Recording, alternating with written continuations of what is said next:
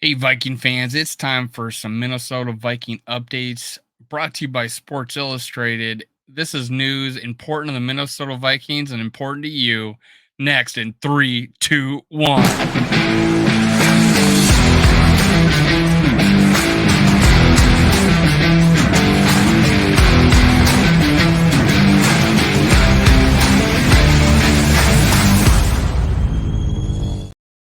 Gather around, Skull brothers and sisters. This is Skull World, brought to you by Minnesota Sports Talk. I'm your host, Dave. You can follow me on Twitter, TikTok, and Facebook at Skull World. Make sure you do me a favor. Get me to 50 likes, subscribe, leave a comment below. 50 likes helps push the content. That's what helps. I appreciate it. Let's go. Let's skull. Yesterday, I interviewed Judd Zolgad. It was awesome. One of the best interviews I've ever been a part of. Thank you. Thank you for helping me push that video. It was awesome. You guys really went to bat for me. I appreciate it. I wanted to do some topics that really mean a lot to the Vikings and really kind of changes maybe the landscape or is just a really important issue to a particular player. The two players I'm going to be talking about are Christian Darrisaw, Kenny Nwangu. I'm going to start with Christian Darrisaw. There's an article by Will Ragatz, probably my favorite writer on the Minnesota that covers the Minnesota Vikings. He does for Sports Illustrated. Tag him on this video. I want to interview him if I possibly can. I've tried to reach out to him, but hey, help me, help me. Tag him on Twitter, do whatever. Help me get Will Ragatz on my show. That's the next guy. I got Judd Zolgad. I've been trying to get him for a while. He gets asked a lot, so he probably didn't see my DMs until recently. But once he did, man, he was ready to go. And it works, guys. You guys help me out. You guys be part of this. I love. I get your questions. I ask the listener. I want you to be a part of my show as much as anybody. Christian Darrisaw, he missed 3 games with concussion last year. That that really set us behind the 8 ball as far as, having to play a backup. You could tell the offensive line was down after that. He was playing at a Pro Bowl level, in possibly all pro level going into that injury. But hey, concussions can happen again. He's always going to be banging his head being a lineman. So you really kind of wonder what's going to happen. This is an article about Christian Darrisaw. Let me bring it up here. Christian Darrisaw new VICIS trench helmet designed to protect him from concussions. Darrisaw missed 3 games last season while on concussion protocol. This article was done, recently, a couple days ago, by Will Ragatz. These are the small topics I'd like to bring to bear. I think it's important to, just add to this, add to the, what's going to affect this team. And really, Darrisaw's concussions could really affect this team. So during the breakout 2022 season, and that is true, it was a breakout. The only thing that could stop Vikings star left tackle Christian Darrisaw was a hip injury. The 2021 first round pick had a dominant sophomore campaign, imposing his will every week en route to finishing as PFF's third highest graded offensive lineman in the NFL. Unfortunately, he left 2 consecutive mid November games to be evaluated for concussion, missing 3 games while in the league's protocol after the second incident. In an effort to protect himself from concussions this season, Darrisaw will be wearing a specialized helmet. It's called the VICIS trench helmet, a helmet designed specifically for offensive and defensive linemen and the contact they experience on every single play. Darrisaw joins players like Joey and Nick Bosa in wearing the helmet, which tops the NFL and NFLPA's laboratory testing safety results. You can see what it looks like in the video the Vikings released of day 1 of OTAs on Monday. It's got a unique looking front loaded shape. So you can see this. You can see hopefully you can see my arrow here. But yeah, you can see that extra device maybe that's attached to it, that front, it's not padding, but that front shell that is unique. That's kind of awesome. Honestly, helmets cause concussions because of the they hit back in leather helmets. I don't think we necessarily had as much concussions because I mean with helmets you feel protected and you want to hit with your head. So and with the new with rules and such like that, but helmets are part of the rules now. So having those protective helmets hopefully will make a big difference for Christian Darisaw. He's quoted as saying, "I just wanted to try something new." Darisaw said, "Last year I had this Speed Flex helmet, got a concussion with it. The scientific studies behind that say this is the one of the best helmets there is." Darisaw added that he's worked on neck strengthening exercises and other ways to prevent concussions, including knowing when to keep his head out of certain blocks. Across 853 snaps at left tackle last season, Darisaw earned a 90.3 PFF grade. He hadn't allowed a sack all season until week 11 against the Cowboys when he was knocked out with a concussion after leaving the Bills game 1 week prior and then clearing the protocols to play against Dallas. Entering year three, Darisaw is one of the key foundational players in the Vikings offense. 100% true. You got Darisaw, you got Brian O'Neill, Kirk Cousins, Justin Jefferson. Hopefully, Jordan Addison will be part of that. And T.J. Hawkinson, all just foundations of this offense. All guys that are Pro Bowl level caliber players. That's awesome. Um, so I think I am glad he's doing something. I'm glad he's trying something new. I think more importantly, besides his helmet, is his approach to blocking and technique. And yeah, strengthening your neck, that could be very possible. Less likely of whiplash as you strengthen muscles that will help stabilization. It just makes sense. So I am glad Darius took it upon himself to do this. That's awesome. We need him. It really shows his maturity and attention to detail.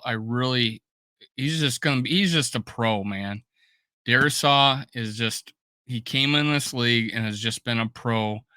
This third year of his is he's already broke out, but this is the year he makes all pro. This is the year he makes all pro. In our running game, our passing game, all gonna take a step forward in the second year of Kevin O'Connell. He's a big part of it. Now, the next thing I want to talk about is Kenny Nwangu. There is a there are two things that have affected him this offseason. And one is drafting McBride in the 7th round. And well, three things. So Dalvin Cook probably helps him. That hasn't happened yet. June 1st, it's either trade or cut, most likely.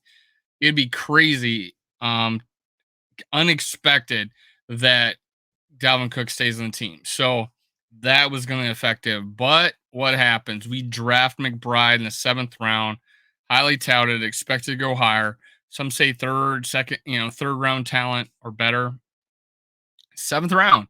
And it has a lot to do with the fact that he was only targeted 10 times with 5 catches in college his whole career. Maybe overuse, I don't know, but the biggest is probably level of competition. But if you go watch his videos, he looks like the real deal. He looks like he's a professional NFL running back. And Kenny Nwangu had limited carries in college, hasn't got that opportunity in the pros. His big claim to fame is his kick return ability, and he had 2 returns for touchdowns in the first year and 1 the second. The kicking game is slowly being eliminated. The kickoff game is slowly being eliminated as a play from the NFL game. And the NFL may have taken another step forward of eliminating the kickoff return. And one of the things and let me bring this up, another story by Will Ragatz. I'm really focused on Sports Illustrated on this episode. The new rule means the NFL's new kickoff fair catch rule could affect Vikings strategy. The new rule means any kickoff can be a fair caught and brought to the 25-yard line. The NFL has approved new rule: a fair catch of kickoff inside the 25-yard line will result in the ball being spotted at the 25. Previously, any kick caught outside of the returning team's end zone had to be returned. Players and special team coaches across the league were against this rule change almost unanimously. But the NFL's owners still pushed it through, citing player safety as the reasoning. It's on a 1-year trial basis for now, though it's not difficult to imagine how this could be the beginning of the end of kickoffs entirely. It'll be interesting to see how this affects the Vikings' approach. Over the last 2 seasons, they lead the league with 3 kickoff returns for touchdowns, all of them by Kenny Nwangu. The Bills are the only other team with 2 during that span, and Nyheim Hines is the only other player with 2. 20% of all kickoff return touchdowns since 2021, 3 of 15 belong to Kenny Nwangu. So this really affects us. If kickoff returns if kickoff returns are not going to happen and we're leading the league in that, that does affect us. And his kickoff return helped spark the Vikings back to victory. The first 2 he did, we lost both of those games. We had kickoff returns for touchdowns and lost each one of those first games. Of course, they still have the option to return any kicks caught outside of the end zone by Nwango or anyone else. Kickers are generally able to boot the ball far enough for touchbacks anyways, so the impact may not be that big. But with the possibility of a guaranteed spot at the 25, the Vikings will have to decide how aggressive they want to be with potential returns, as long as one can change a game. But ending up at the 17 means you just sacrifice 8 yards of field position. For us, we like to. This is Kenny Nwangu. It looks like. For us, we like to be aggressive on those special teams phases. Nwangu said this week, it doesn't change our mindset. So will he still be allowed to return the ball he catches at the 1? Or inside the 5? Will they extend the end zone on him? Basically is what it's saying. Will they say, hey, kneel down anything that you catch within the 3-yard line, 2-yard line? Who knows? Kickers may pop that ball up,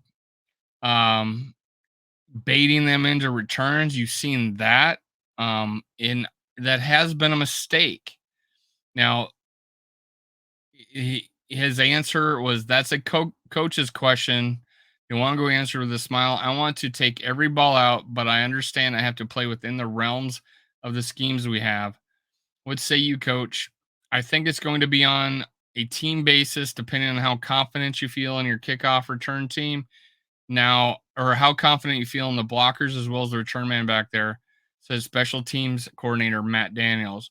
Quite frankly, I don't think it'll be much of a change, but it's a 1-year trial run, so we'll see. The game is constantly adapting, changing the leagues continuously, trying to find ways to protect the players. It'll be interesting to see how it goes. So for me, looking into this, we'll find out. We'll find out in preseason, right? We'll find out how how it affects us. We'll see different strategies. Kenny will be back there returning kicks. There'll be a lot. I think they'll. I don't think they'll kick it in the end zone as much. I think tempting players to return is a strategy, and I've seen it in this league. There hasn't been many kickoff returns for touchdowns. That is a dying art. Cordell Patterson, I think it was the best kick returner in NFL history, in my opinion. And even then, the kick return was being ruled out of the league. Now, Kenny Nwangu comes along, has a good rookie year. I think he struggled last year, honestly. He had a couple big returns, and he had the one for a touchdown. But honestly, we were getting stopped short of the 25 quite a bit. And this may be a situation where we punt that play. Like, we won't make that a priority. It very well could be based on player personnel and whether or not we keep 5 running backs on the team. Do we need 5 running backs in this pass happy league? Now, I think we do have a bigger commitment to the run, but even then, we're one of the few teams that carry a fullback, and Dalvin Cook's gone. We cannot put any one of our running backs on the practice squad because they're all good running backs. All four of these guys. Would there be a trade possibility for Kenny Nwangu? I think Kenny Nwangu, if we don't keep five running backs, is the odd man out because I believe um, Alexander Madison and I believe Ty Chandler and and uh, and then McBride are the best guys, and then you got C.J. Ham. That's four running backs. Do we need a fifth? Do we need a fifth? And the reason I believe that it's a potentially an out is because of him being the odd man out is because we got a UDFA kick returner that's very capable, has returned some himself, and he's a pretty good receiver that we could put him back there, or a couple of the other guys that maybe are punt returners and could do both.